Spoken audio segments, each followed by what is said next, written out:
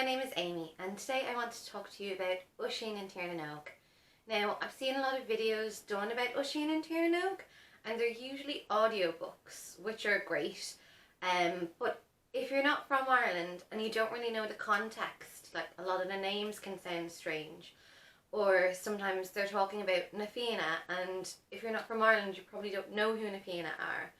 So I thought I'd just kind of do an Oisin and Tiernanog with context, and hopefully that will make the story a little bit more clear and enjoyable for some people who mightn't have grown up in Ireland or know the background. So most of the Irish myths and legends are based around the age of heroes. And all of these stories kind of are about different characters from Na Fianna, or characters who know people from Na Fianna. Na Fianna were a group of elite warriors in Ireland. They were fast, strong, and they also excelled in poetry and music. You had to pass a lot of tests to get into Na Fianna. But most of the stories from this time revolve around a certain period where there was a man called Fionn McCool in charge of Na Fianna. So in Oisin and Tiernanog, Oisin is Fionn's son.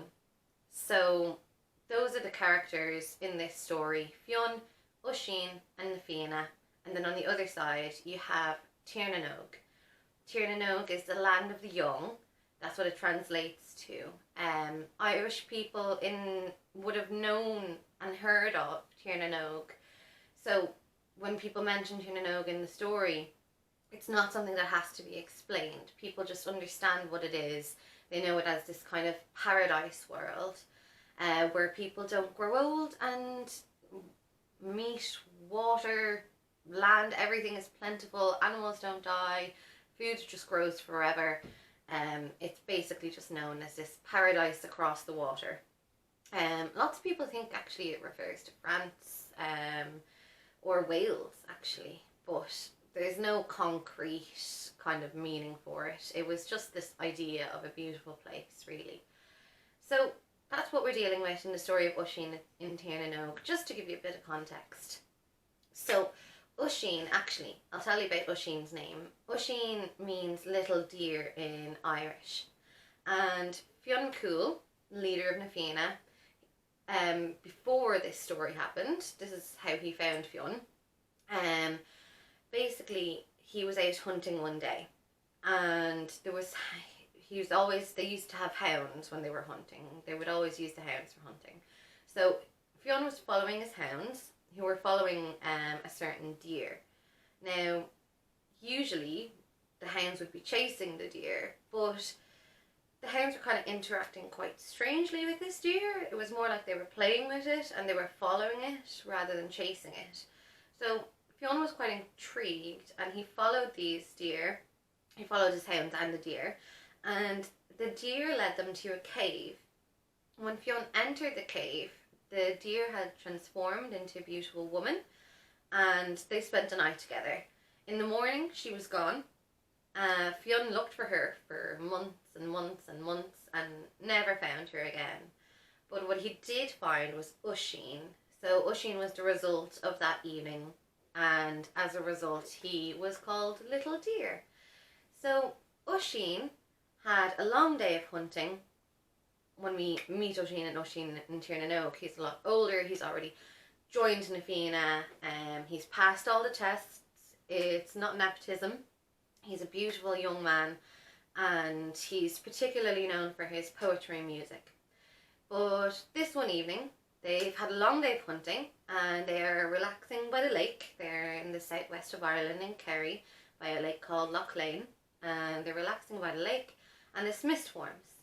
And out of the mist comes this beautiful woman on a pure white horse. She goes straight over to Fionn, and she tells him that she is looking for his son Oisin. Now, Fionn is a little bit hesitant because this woman is dressed really richly. Her cloak is like encrusted in jewels and diamonds. She has a tiara. She's a stunningly beautiful woman. She has this like crazy long blonde hair that like glows like sunshine. And Fionn kind of has an idea of who he thinks she is, And then she introduces herself as this person. So she tells them that she is Niamh Kinor, Niamh of the golden hair. And she is the daughter of the king of Tir na Nog. And she's basically come to find a husband, and Oisin is her choice. Now, Fionn knows about Tir na Nog. As I mentioned, most people in Ireland would have had some vague idea about this place. So Fionn understands that time basically acts differently in Tir na Nog. So 3 years in Tir na Nog would be about 300 years in Ireland. So he knows that if Oisin leaves with this woman, that he's very unlikely to see Oisin ever again. And of course that makes him a bit hesitant and sad. But he lets Oisin make up his own mind about this. So Niamh turns around to Oisin and basically makes her proposal that she wants him to come with her to Tir na Nog and basically be her husband. So, I mean, Oisin is a young lad. He's always had his pick of the girls. But I mean, this is the most beautiful one he's ever seen. And she's promising him basically immortal life. So of course he's just gonna like jump on this. But he doesn't really have a lot of time to decide. She tells him that he has to make the decision there and then. Like, if Oisin wants to leave with Niamh, he has to get on the horse and go with her now. It's a one-time deal, basically. And Oisin agrees, so he says goodbye to Fionn and Fianna. Now, Oisin, he has an idea about Tir na Nog, but he wouldn't know as much about Fionn. Like, he knows time works differently there, but he doesn't have a full grasp of it as much as Fionn would. So in the back of his mind, Oisin thinks, of course, like, I'll see them again, like, at some stage. But he's enchanted by Niamh, so he gets on the horse, and the horse crosses over the ocean. It's a Tir na Nog magical horse. It can go over ocean. And it brings them to Tir na Nog. Now, he has a great warm welcome there. He has a wonderful life with Niamh. They end up having 3 children while they're in Tir na Nog. But after 3 years, he's starting to feel a bit homesick. So he turns to Niamh and he says that he really wants to go home to Ireland just for a visit and see what everything's like. Because he saw his reflection in the water and he could see that he hadn't changed in 3 years. He had expected to age a little, but as we've mentioned, people don't age in Tir na Nog. So it just kind of got him thinking and reflecting about what his father and Fianna, like how they've aged and what they're doing now. So Niamh tells him, look, it's not going to be the same when you go to Ireland.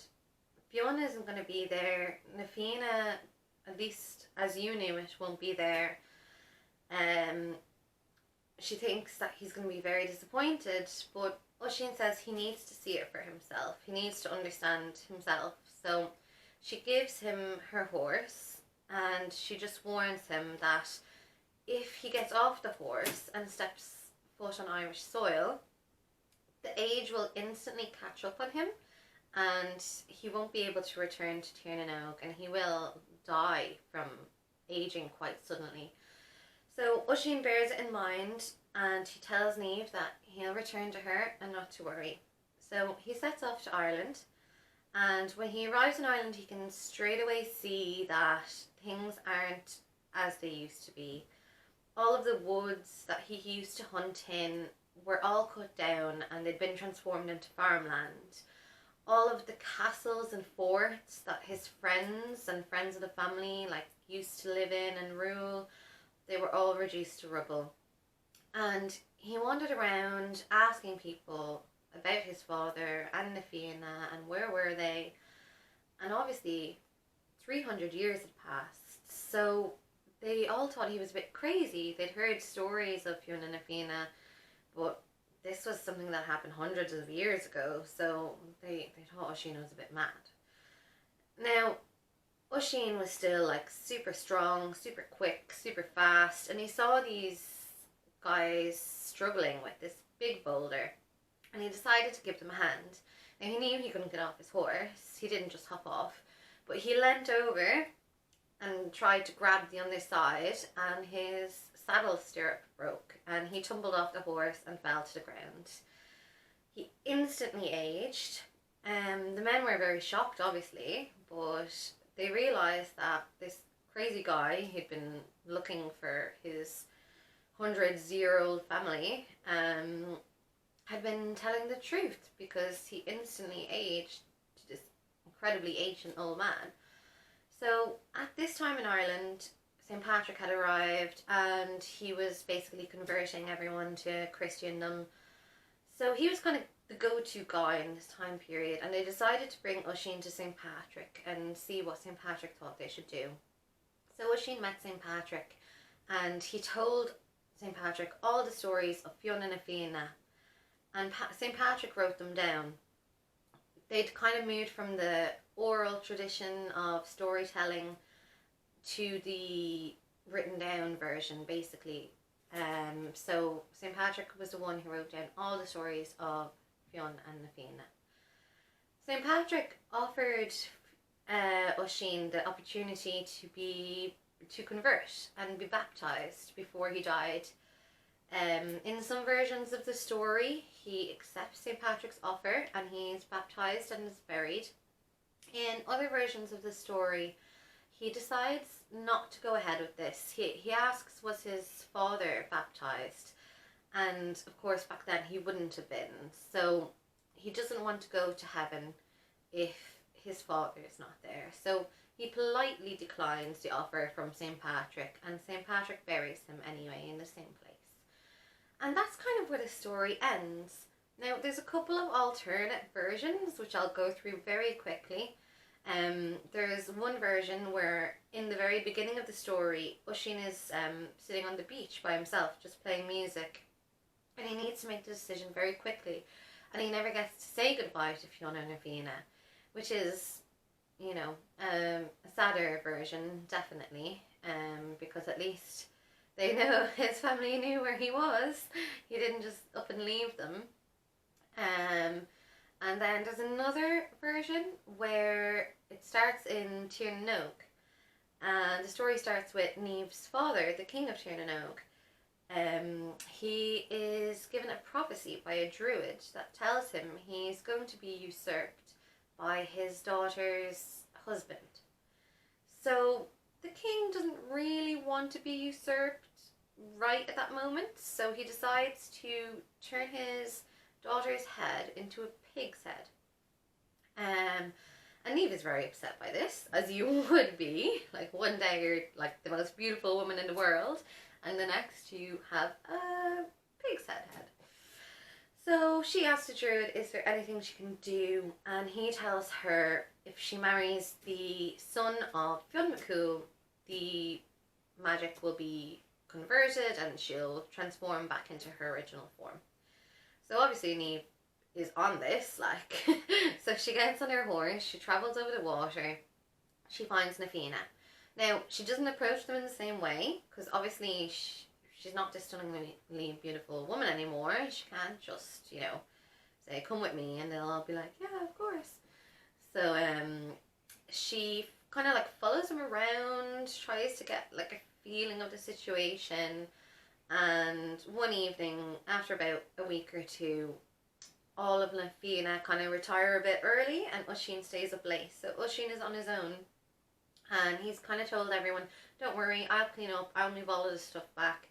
But when he gets up to go, he realises there's quite a lot, like, even for Oisin, there's quite a lot of stuff there. So Niamh then, who's watching this whole thing, emerges from the woods, and she offers to give him some help with all of it. And Oisin accepts her offer, and once they have a little chat, Niamh kind of can tell that Oisin isn't freaking out about her face. He seems like a really nice guy. So she gets a bit of trust from that, and she decides to just tell him the situation. She doesn't want to trick him or anything like that. And she just tells him that this is not her real form. And the only way she can convert back to her original form is to marry the son of Fionn. And Oisin's just a nice sound guy, and he agrees to do that for her.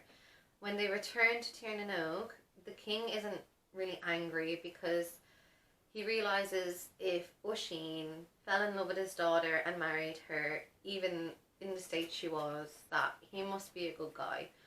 So and he loves his daughter. He doesn't, I don't know why he did it to her. I think the pig head version is a bit odd, to be honest.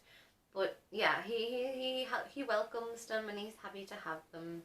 Oisin has no interest in usurping him. Yeah, I think the pighead alternate version, I've only heard that recently. I never heard that growing up as a child, so I don't know how true it is or if it got mixed up with another story. I like the original version because for me, growing up, when I heard that story, it kind of like, there's always a lesson in these things, and I think it was a story about, in your youth you feel invincible, you feel like you'll never get old, your family will always be there, and you kind of just make hasty decisions sometimes. You don't always like think about the long-term effects. That's what I always thought the story was about. So that's why I prefer the original version. Hopefully, if you ever wanted to know more about this story and all you could get was audiobooks and you didn't understand who Na Fianna were or what Tir na Nog was, so it didn't make much sense to you, hopefully this helped a bit. And I'll try and do a few more videos like this. Have a lovely day, guys.